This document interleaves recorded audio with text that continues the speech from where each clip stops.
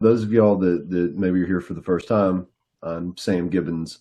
I'm in South Carolina, and I'm the current vice chair of communications. And I've been a teacher for about 8 years. So earlier this month, we saw Nikki Haley dropped out of the race. We saw, President Biden give his State of the Union, and we saw the attempted Republican response to it. And I just couldn't help but have this feeling of dread, right? Like it hadn't really set in yet how much I was not looking forward to this election. Um, and in that, like I've really grown tired of the status quo, of all these excuses that we have to accept, like morally corrupt politicians that hold us to a higher standard than they hold themselves, or this idea that politics is always going to be nasty and brutish and full of, just animosity when we're supposed to be a united country, and yet it is identity politics and division all around. And in having that noise on one side and the noise of my students on the other, um, I hit a point where I had to become politically active. And so that's kind of led me to where I'm at now. I can't, and I realize this with my students, if you ignore behavior, that it becomes the norm. Like we have to stop accepting these behaviors as the norms. We need to stand and refute those. Um, and we have this tendency to focus on the negative, but really this year we've got to hunker down and drive for reform, as our name suggests. So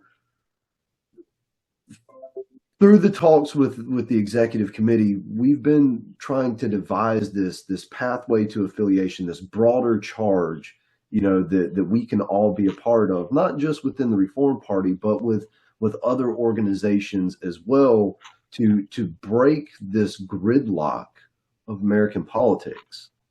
Um, but despite all that, we have these questions that are going to come up. Or are we spoilers, right? Is politics just going to be this way? And there's a man that I talked to a couple months ago, probably back in October, that really gave me a lot of hope in this. And so whenever we had this moment of talking about this and this feeling of frustration, I said, hey, you know what? Let's ask and see if we can reach out to another group and have them come in and speak with us. And so with that, I'm going to introduce our guest tonight, Mr. Eric Bronner, and he is the founder and COO of Veterans for All Voters. He is a Navy veteran and a graduate of the Naval Academy, and he has his Juris Doctor from Washington University in St. Louis. Veterans for All Voters is, I think, an important organization. As far as I know, they try to be somewhat apolitical, but definitely very much for reform that we all share in changing how the voting systems. With that, sir, the stage is yours. All right. Thank you very much, Sam. Can everyone hear me okay? Yes, sir. Okay. Thank you for having me. Sam, thank you as a fellow veteran. Are there any other veterans or military connected on the call? Awesome. Yeah, there's a few. We've got a couple connected to Navy service. We've got a couple Marines. I think I may be the only Air Force. Yeah, we had another Navy guy, but he unfortunately passed away. Yes. Oh, he was Vietnam era Navy. Yeah. He had stories. Yes, Autumn. I was counting you. I see them all coming in, and look, you're continuing your service to your country, right? That's why you're here tonight. That's why we started Veterans for All Voters. As Sam said at the beginning, we really think both of our major parties have failed this country. They're failing us. They continually love to gaslight voters. They love to gaslight us with false solutions that just keep us forever locked in the status quo.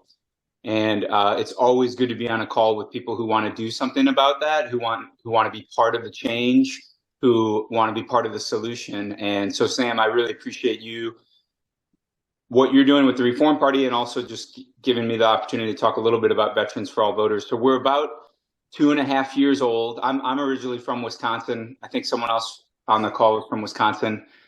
And I'm talking to you from my shed quarters in our backyard here in St. Louis, Missouri. So here in the Midwest. And, growing up, I was actually one of those kids that thought someday I wanted to run for office. And I actually still do want to run for office. I would only do that if I can do it as an independent or maybe as a reformer. I am a reformer, and I love that the Reform Party is still around. I would love to see a new resurgence of the Reform Party. Ross Perot, fellow Navy veteran, fellow Naval Academy grad. I wasn't old enough to vote in 1992. I was about 6 months shy, right? But look, there's why we are stuck is because of a systems failure. And Sam talked about that when we first met, I was maybe able to provide a little hope. And what gives me a lot of hope is that the solutions don't lie in either party. The solutions don't lie in some political savior that's going to come and fix this country for us. The hope comes from calls like this that feel small and they feel maybe like an uphill battle. And then eventually this becomes an inevitable movement because more and more people are waking up that the status quo is not working. Almost everyone agrees on that. The status quo is not working. But then we get gaslit with false solutions, right? And so Veterans for All Voters is really laser focused on three things, three values. One, that every eligible voter should be allowed to vote in every election, every public taxpayer funded election for any candidate, regardless of party affiliation. We call that an open, unified primary election. Get rid of partisan primary elections. Why should private political parties control our public elections? Number two is that we should have true majority winners. Another problem Sam alluded to is the spoiler effect, or that, in these first past the post elections, we have people end up winning their primary with 20 or 30% of the vote, which means, right, that 80 or 70 or 80% of the people don't want the winner. And then there's no real competition in 80% of our elections in November. In general elections, 80% of them are not competitive, right? Because districts are so red or so blue. The only election that matters is the primary, and hardly anyone pays attention to that. So get rid of partisan primaries, use a majority choice voting method, such as ranked choice or approval voting. There's many of them out there.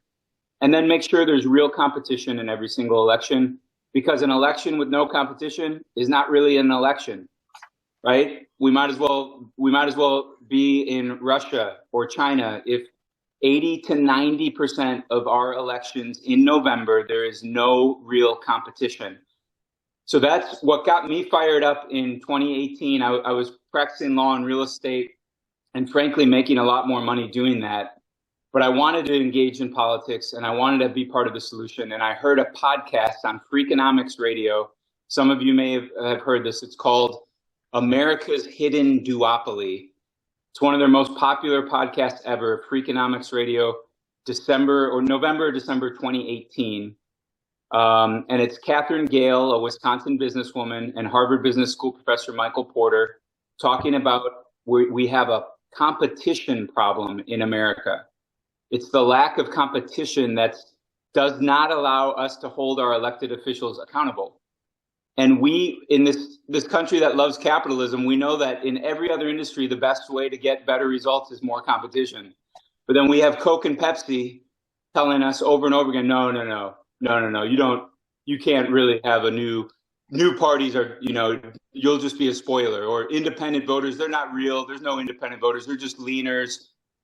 The entire industry is built around maintaining the status quo for their own power and control. So we've built a movement in 2.5 years. We have 330 veteran leaders in 48 states. And this year we will be working on 10 reform campaigns, ballot amendments, or legislation in states from Alaska. We have to defend the new system they have because that's the model that we're most excited about. But then everywhere from Idaho to Montana, Colorado, Arizona, Oregon, Wisconsin has bipartisan legislation pending. Pennsylvania is working to get rid of partisan primaries. Washington, D.C. has a ballot amendment for ranked choice voting and semi-open primaries where independent voters would finally be allowed to vote in Washington, D.C. You'll never guess which party is opposed to our reforms in Washington, D.C. and which party opposes our reforms in deep red Idaho, right? In deep red Idaho, it's the Republicans. In blue District of Columbia, it's Democrats opposing us with some of the same talking points. So that's how you know you're on the side of we the people when both major political parties oppose you. So I've already said too much, but Sam, thank you for being part of this movement, and happy to field any questions or anything you'd like me to touch on. Happy to do that. Yeah, I was hoping we could, not necessarily tonight, but just as we go forward, gather some information on you as far as where you have attempts at legislation in place, so that if we do have members there, we can kind of connect them, with that, so that they can, potentially support in that effort. Because, it's one of those things that we're focused on this presidential side, but there are thousands of elections that are going to take place in November. The local and state side is so much more of this coin. And there's so much more possibility for hope in those elections coming up. So, if you've got a couple resources that you know of where we can kind of see this and keep updated, that would be pretty ideal. Sure, would be happy to do that, Sam. If I was on my laptop and not on my phone, I would share our link. It's veteransforallvoters.org.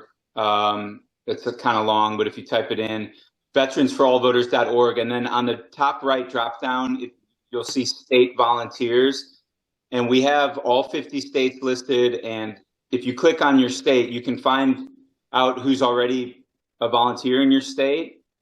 If you're a veteran or you're military connected, we would absolutely love to add you to our roster. You just click on the take action, and it's a 2-minute form. And if you fill that out, we'll add you to the bench. And then there's some states that are more active than others. I've mentioned a few of them this year. For the reform movement, Nevada is incredibly important. We passed a ballot amendment in Nevada in 2022. In order to amend their constitution, we have to pass it again this year. And it's a purple state, right? So in a purple state like Nevada, both parties are opposed to this ballot question 3. So it's an uphill battle, and we need all hands on deck to get the message through that, look, this is not, there's so much, fear mongering and misinformation around reforms that we're trying to implement. And oftentimes my co-founder and I say, we wonder, why are we the ones on the defensive when everyone thinks the system is broken and we're working to implement solutions, and somehow they try to make us out to be the bad guys.